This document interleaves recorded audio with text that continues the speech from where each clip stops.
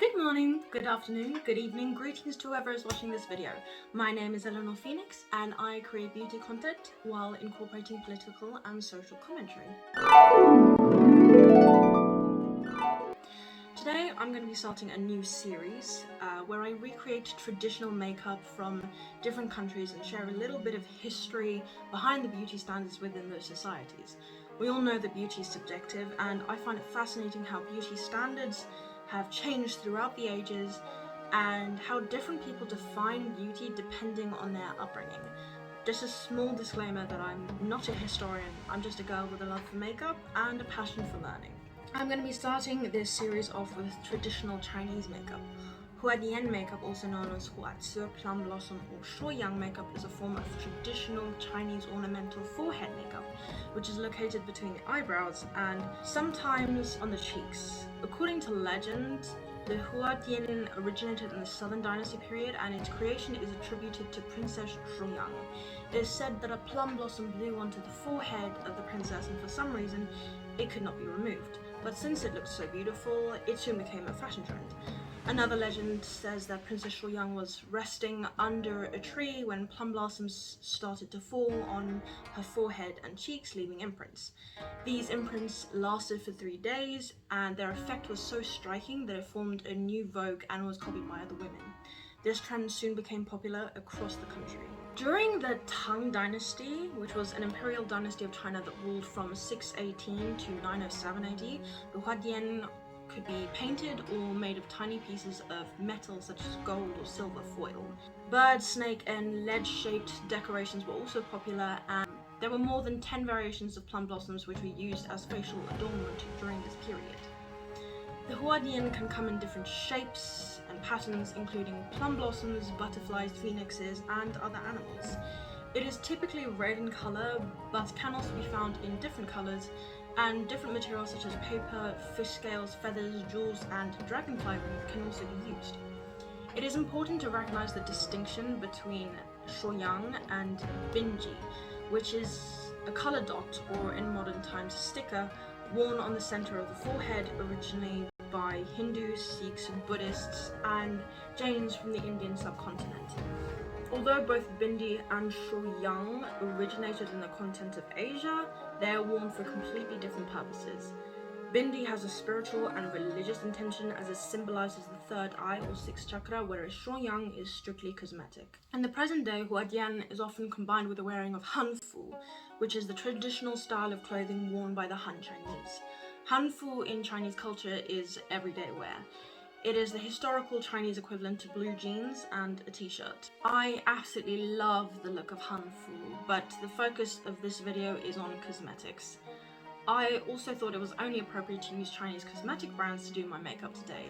All of the cosmetic products that I use are vegan and cruelty-free, and I will leave the links to all the products that I used in the video in the description box below.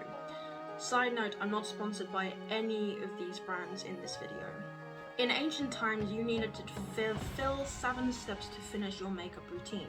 The first step was to powder the face, and ancient Chinese women desired whitened skin for beauty.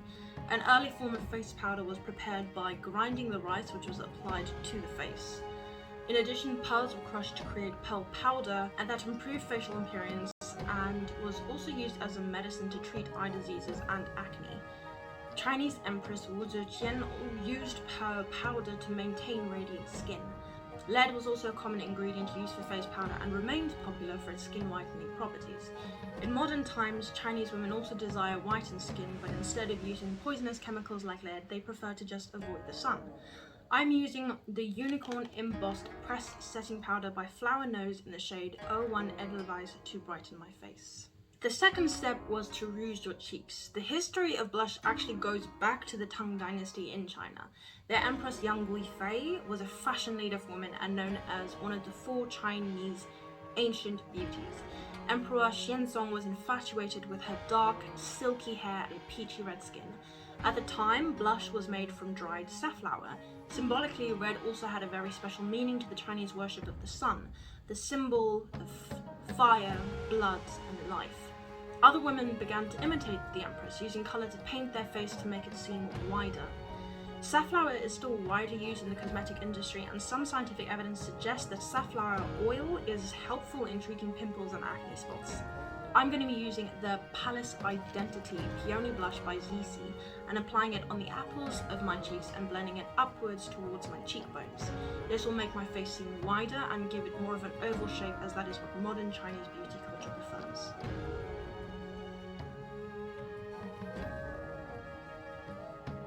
The third step in the makeup routine was to trace the eyebrows. Ancient Chinese women usually saved off their eyebrows and repainted them. Chinese women during the Tang Dynasty painted their eyebrows very dark and arched. This dynamic contrast of the red blush and black heightened the intended effect. However, women really played around with the shapes of their eyebrows.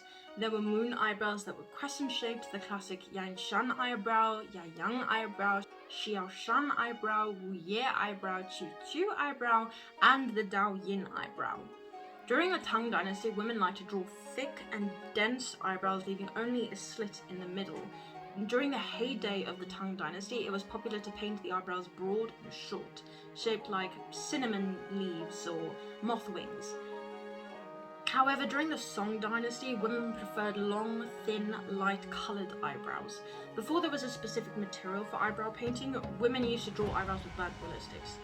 The earliest material used to paint eyebrows was dye, a black mineral also known as she dye. Stone dye had to be first ground up into powder, and then water was added to make the paste. Nowadays, Chinese women prefer lighter and well-defined cupid eyebrows. I'm going to be using the unique comb type applicator by Pudaya in the shade 01 Grey, and the black eyeliner in the Pudaya Colourful Matte Eyeliner set, and follow the general shape of my natural eyebrow, keeping it long and slender but then raising the tail. I'm using the eyeliner to define the top of my brow, and then the eyebrow applicator to smudge out the bottom. This is known as the foxtail eyebrow, and this kind of eyebrow shape is generally reflected in the role of the demon. Wang Tzuqian and Maggie Chung had this eyebrow shape in the 1993 film Green Snake, directed by Tsui Hark. The fourth step is gilding the forehead. As I mentioned previously, this used to be done in a variety of different ways with a variety of different materials.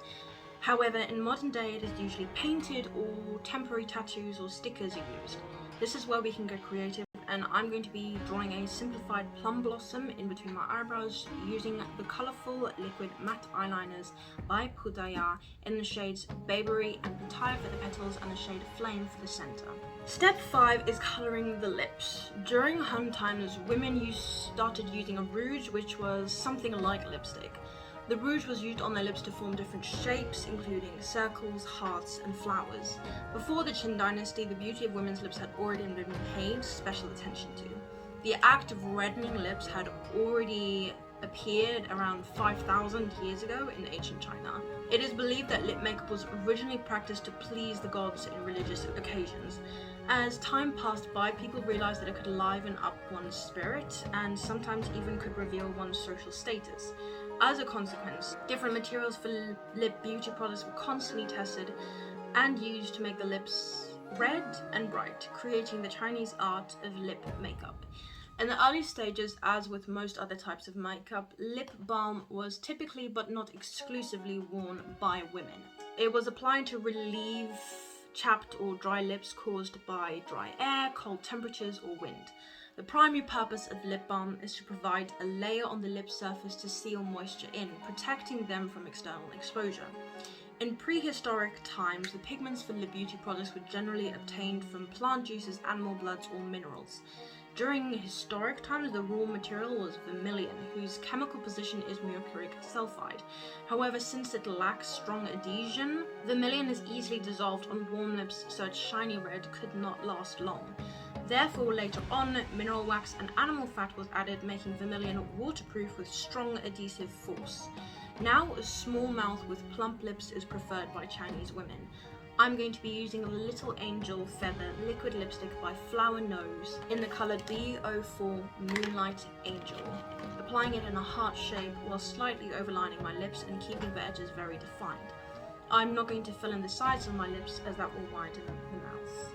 Step 6 is dotting the cheeks. Ancient Chinese women used fake dimples to embellish their closed-mouthed smiles. Cheek dimples are often associated with youth and beauty and are seen as an attractive quality in a person's face, accentuating smiles and making the smile look more cheerful and memorable.